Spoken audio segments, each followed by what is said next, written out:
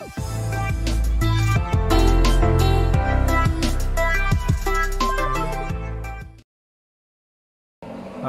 hapon po. Ayan, so welcome back po ulit sa aking YouTube channel, Lokban Electronics TV. Ayan, so meron po tayong gagawin isang TV. Ang tatak po niya ay ayan, Philips. Ayan po. Ayan. So Philips po ang tatak po niya. So ito po mga bro, hindi po ito pagawa. Ito po ay akin pong nabili sa bininta sa atin. Ayan, so ngayon titingnan natin kung anong problema. Ito po ay 55 inches na TV. At ito po yung model po niya. Pakita ko po sa inyo mga bro. Ito po. So yan po yung model po niya mga bro. Ito i-focus lang natin mga bro. Ayan o. 55P-FT6198. Ayan po yung model po niya mga bro. 55 inches po yan. So nung sinaksak ko po kanina to ay wala pong power. So saksak po natin. Saksak po natin mga bro para makita nyo po. Ayan, nakasaksak na po siya. So ayan, wala po siyang power. Or kahit dito, ayan, wala po siyang power. So wala po siyang power mga bro. Ayan ang problema po yung TV na yan. Ayan. So yan, nabili po lang natin sa tao po mga bro, bininta sa atin. Ngayon yan yung gagawin natin. Buksan po natin mga bro. Samahan nyo po ako sa pagre-repair. Ayan, buksan na po natin mga bro. Bago pa lang lahat, so kung bago ka lang po sa aking YouTube channel, huwag kalimutan mag-subscribe, comment, like, and share. At kung hindi ka pa po nakapag-subscribe, pa-subscribe na po, papindot na ang notification bell para po lagi kayo updated sa ating mga video na ating mga i-upload. Ayan, so nagpapasalamat din po ako sa mga ating mga sumusuporta, lalo sa mga ating mga subscriber. Ayan, thank you. So ito po yung po ako dito sa pagbukas.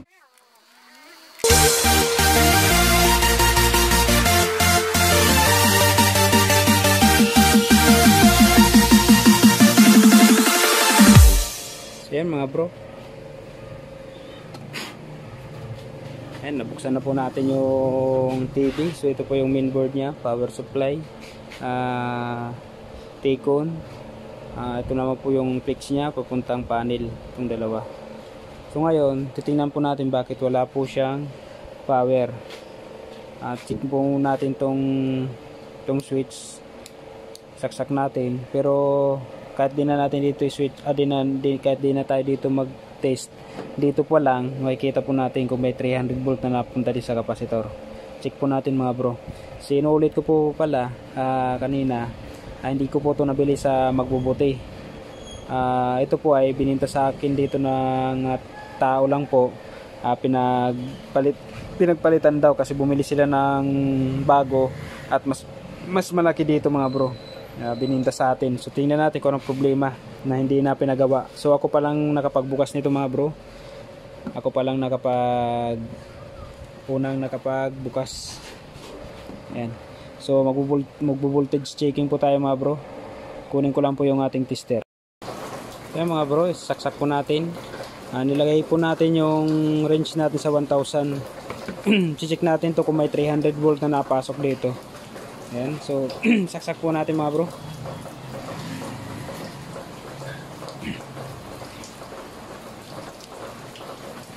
So ayan, nakasaksak na po siya mga bro. Tingnan natin kung may 300 volt dito. So ayan, meron po siya mga bro. Ayan. So ibig sabihin may pumapasok na kuryente sa ating power supply. At tingnan natin po dito sa output na to, kung meron siyang 5 volt at 12 volts. Tingnan po natin mga bro. Ano natin yung range natin sa 50 volt. So naka 50 volt na po siya. Tingnan natin kung meron po dito 5 volts saka 12 volts. So andito po yung power, yung 12 volts po niya. Ayan, so wala po siyang 12 volt. Walang 12 volt. At ito yung 5 volt po niya mga bro. Ayan, walang 5 volts din. Walang 5 volt.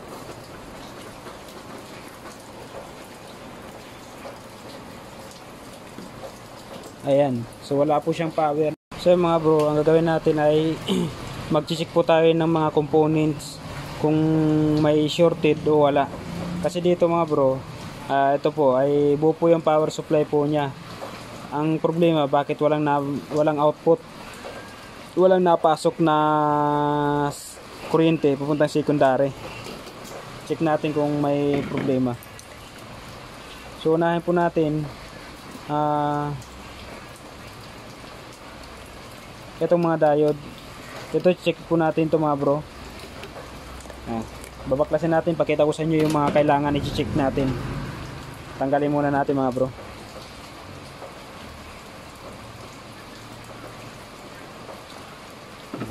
Check natin isa-isa kung bakit walang output.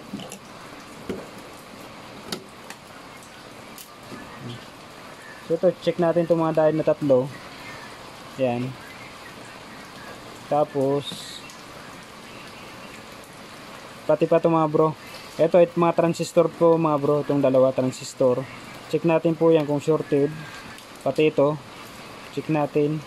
At itong 4 na diode, check din po natin mga bro. Ayan. So ito po yung inverter section po niya mga bro. Ito. Inverter po niya to dito. Papuntang backlight na supply ng backlight. Ito naman ay papuntang mainboard, supply na papuntang mainboard. At ito naman ay power supply dito mga bro. Check natin dito ito. Check natin ito. Pati itong 4 na diode, 2 transistor, itong isang diode pa mga bro na chips, at itong 4 na at 3 diode. So umpisa po tayo dito muna sa ilalim mga bro.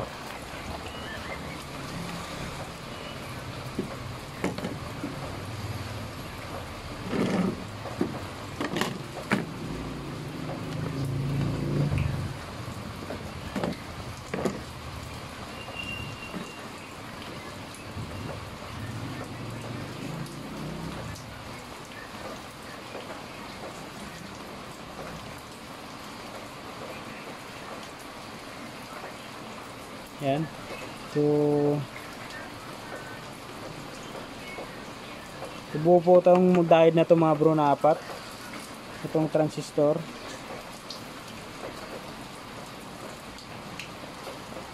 So buo din po. Buo.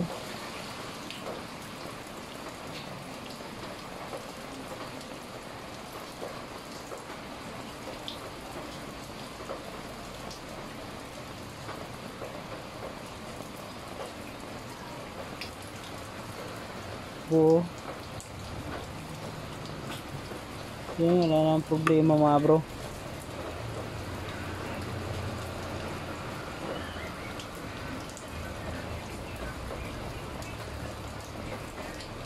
Yan, buo din po mga bro. Ito, check po natin to.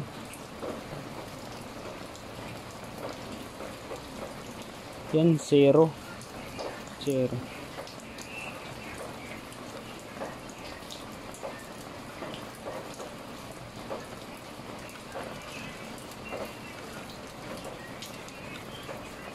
Yan mga bro. Yan 0. Yan 0 lahat po mga bro. 0. 0. Balik rin natin. 0. So ayan mga bro, may shorted po dito mga bro. Tanggalin po natin to. Angat natin bawat isang paa. Angat po natin. Kasi baka isa dyan may shorted. Kasi dito itong may nare-reading magkabilaan din itong diode na to. Tingnan natin kung pwede ito ang problema or itong tatlo ditong diode. check natin. Iangat natin bawat isang paa po mga bro. Push ko muna po.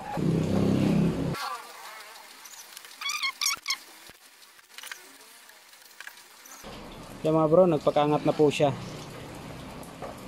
So check natin tong ano, itong ilalim kung may shorted pa.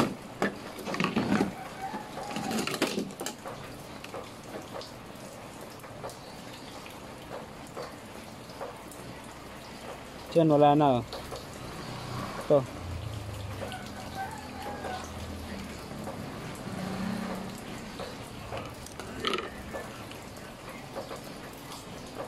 Wala na mga bro. Check natin itong tatlong diode na to mga bro.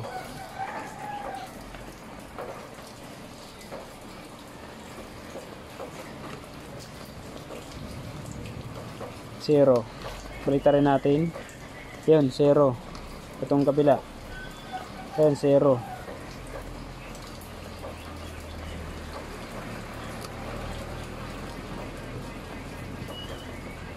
Ayan, hindi pala zero. Buo. Buo.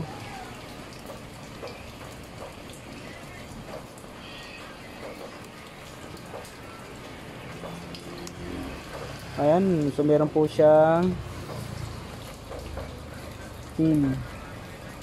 meron po siyang 12 ohms. Ayan, 12 ohms. So yung buo po itong dalawa. So ito ay ayan, 0 talaga oh. 0 0. So isa lang may problema mga bro. Ito buo po. Buo. So ito may problema mga bro, yung isang diode. Ayan o. Ito may problema, shorted. Ito buo.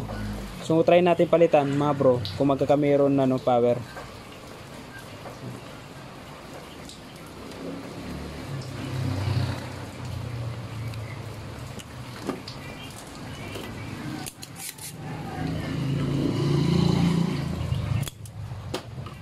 Ibabalik na natin itong dalawa na to.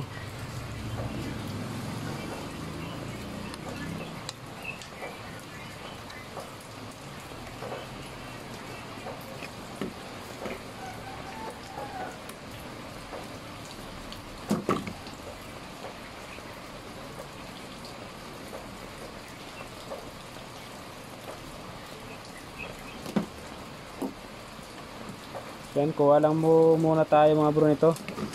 Pamalit. Ayan o. Ang ano po niya ay yan, SR5100L. So hanap muna tayo nito mga bro. So mga bro, may nakuha po tayo. Ito. Try po natin ito kunin. Ayan.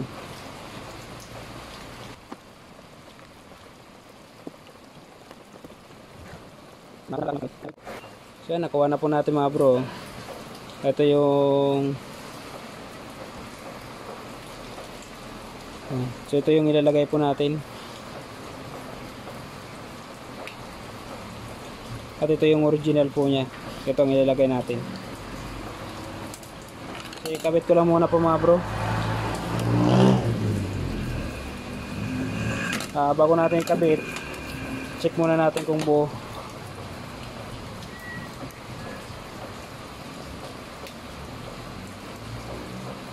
Yan, buo po siya. So kabit natin na.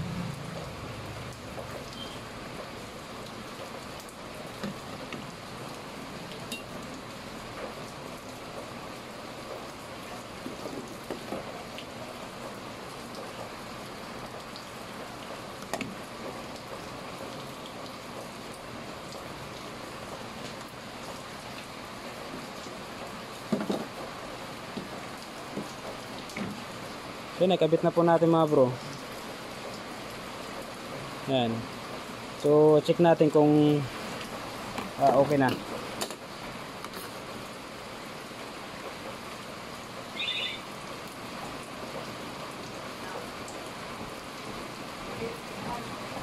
Wala na. So wala nang shorted.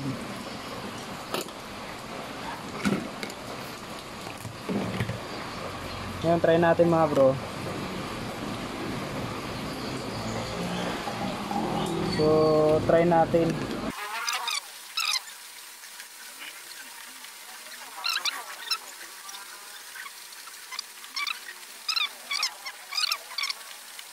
Yan, so saksak po natin mga bro.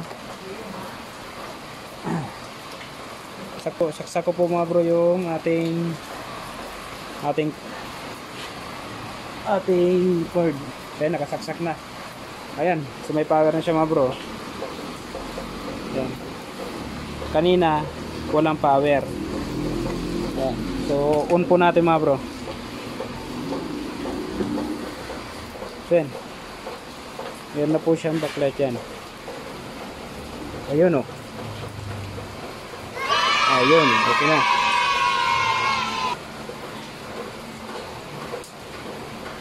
Kaya lang may konting problema mga bro. Ito. Kaya may guhit po siya.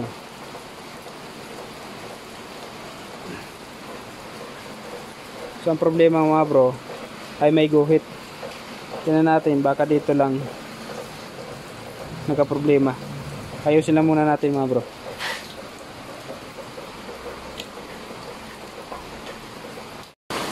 Kaya mga bro, tinry ko na po gawa ng paraan po yung TV na to, yung guhit, pakita ko po sa inyo.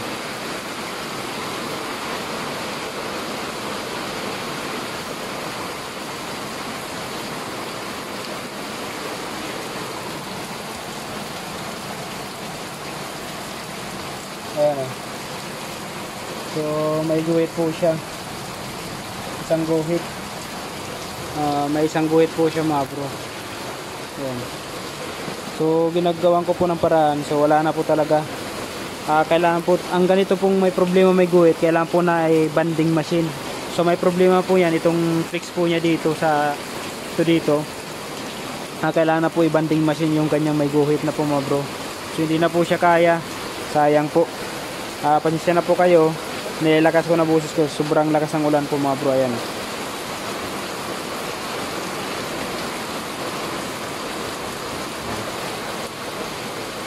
So sobrang lakas ng ulan mga bro. Kaya nilakas ko na yung boses. So sayang po. Hindi pa na tuluyan maayos yung TV na to. Ayan. So isang guhit lang naman po mga bro. Yan lang. The rest wala na po. Okay na po siya. Ayan. So at least okay na po. Ilan yung problema po niya. Yung guhit na lang. So wala na tayo dyan magagawa. Dahil wala tayo banding machine. Malayo kasi ang banding machine dito. Gagawin natin. Mapagtsatsaga naman to panuuran. Isang guhit lang naman po. So ang naging problema lang po niya mga bro ay isang diode lang. Ito.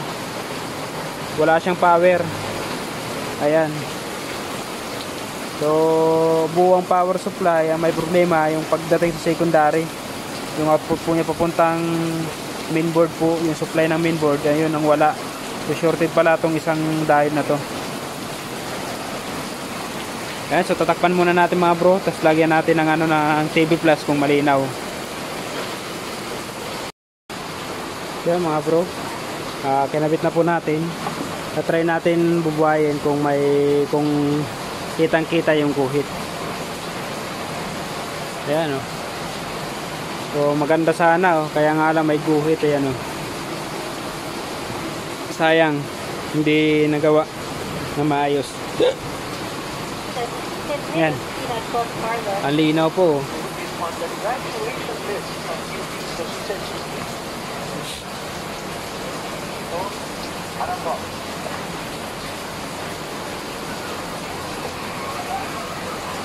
Ako maghahanap buhay. Dito sa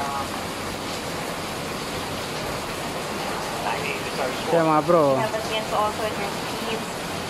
kaya nga lang dito may guhit po siya. Ayan. So kitang kita po. Ayan, so okay na rin po yan mga bro. mapapanooran din. The ball goes back to the floor of green line at get line there. Yan na naman siya. Timing for that one. So mapapanooran din naman po mga bro. So at least okay na rin po siya mga bro. So ang problema lang po niya, ito lang po diode.